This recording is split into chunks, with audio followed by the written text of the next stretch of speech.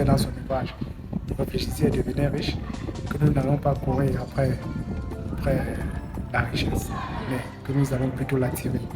L'attirer en faisant quoi? En développant des idées et des mentalités de gagnants. Tous les riches, tous les entrepreneurs qui ont une grande fortune aujourd'hui, ils sont passés par là. Ils maîtrisent bien les clés de l'entrepreneuriat. Et ce qui les galvanise, ce qui les a rendus à ce stade, c'est d'abord le mindset, c'est-à-dire c'est d'abord l'idée de création d'entreprise. C'est-à-dire qu'ils ont conçu une entreprise utopique et ils ont réalisé cette entreprise avec le temps, juste avec les moyens qu'ils possédaient. On n'a pas besoin d'$1 million pour commencer à créer une entreprise. Une fois que vous avez les idées, ce sont les idées même qui sont plus importantes que la création d'entreprise.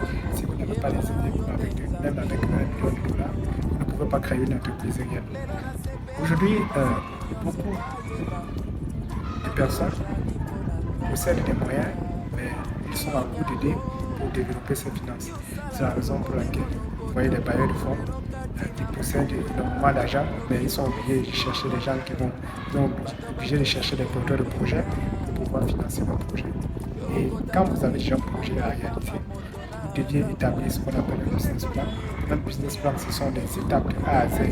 Comment doit se dérouler votre entreprise, c'est-à-dire du président général jusqu'au technicien de surface, en passant par les matières premières, en passant par le coût du transport de ces matières premières, en passant par le coût des employés, en passant par le salaire des employés mensuels, trimestriels ou annuels, en passant par les revenus d'entreprise, en passant par les pertes, par les bénéfices.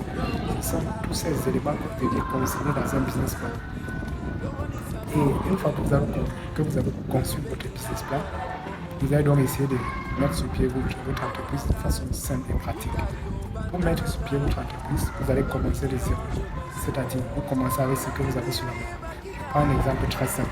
Si je veux créer un salon de coiffure professionnel et que je n'ai qu'un montant de 100 000 francs, je ne cherche pas un endroit très grand pour pouvoir, un endroit de location très grand et très coûteux pour pouvoir me lancer dans la création d'entreprise. Je vais chercher un endroit avec revenu faible, c'est-à-dire un endroit qui peut me coûter moins et acheter mon nécessaire, c'est-à-dire l'outil de base, 3 tondeuses, une chaise de coiffure et quelques produits nécessaires pour nettoyer les cheveux et tondre la barbe.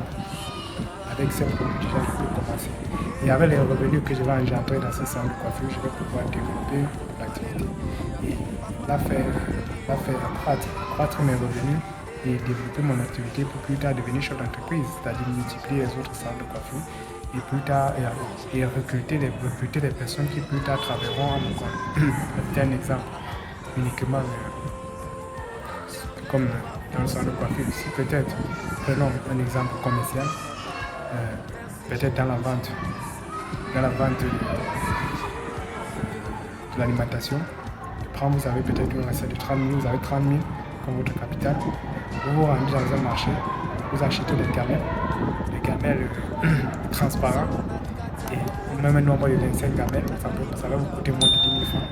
Le nombre de 25 gamelles, vous achetez une caisse, vous cherchez une caisse de 5 000 francs.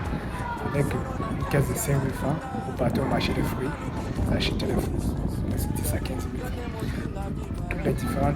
Toutes les différentes variétés de fruits, vous découpez ces fruits en labels et vous les mettez dans des boîtes que vous revendez. Ces boîtes à 500 francs. Imaginez 25 boîtes par jour, vous avez un revenu totalisé 25 boîtes par jour. 25 fois 500, vous allez voir ce que ça va donner et vous allez retirer les bénéfices et continuer à développer avec le capital. Ça, c'est une idée d'entreprise très simple. Et si vous ne possédez pas le capital, vous deviez donc vous lancer dans ce qu'on appelle la vente en ligne. Vous devenez comme un freelance. C'est-à-dire vous proposez des outils et services que vous n'avez pas, mais vous proposez des produits que vous n'avez pas. Un exemple très simple. Si vous voulez peut-être vous lancer dans la vente des chaussures, vous partez sur Internet, vous vérifiez les prix, et dans les magasins, vous regardez les prix de ces chaussures. Quand vous filmez ou bien vous cherchez les photos de ces chaussures sur Internet, vous partez publier sur votre page ou bien sur votre statut. Une fois que quelqu'un est intéressé par le produit, vous me dites, vous publiez par exemple un prix supérieur au prix de la boutique, bien au prix du marché. C'est-à-dire si la personne veut une chaussure peut-être de 15 000 francs, vous lui dites que la chaussure c'est 17 000 francs. S'il est d'accord avec vous, vous partez prendre la chaussure à 15 000 francs et vous venez le revendre à 17 000 francs et vous avez 2 000 de bénéfices.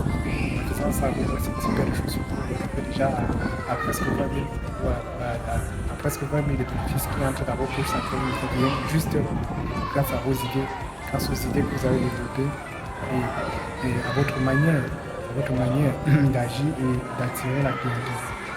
Et justement, aujourd'hui, nous sommes heurtés généralement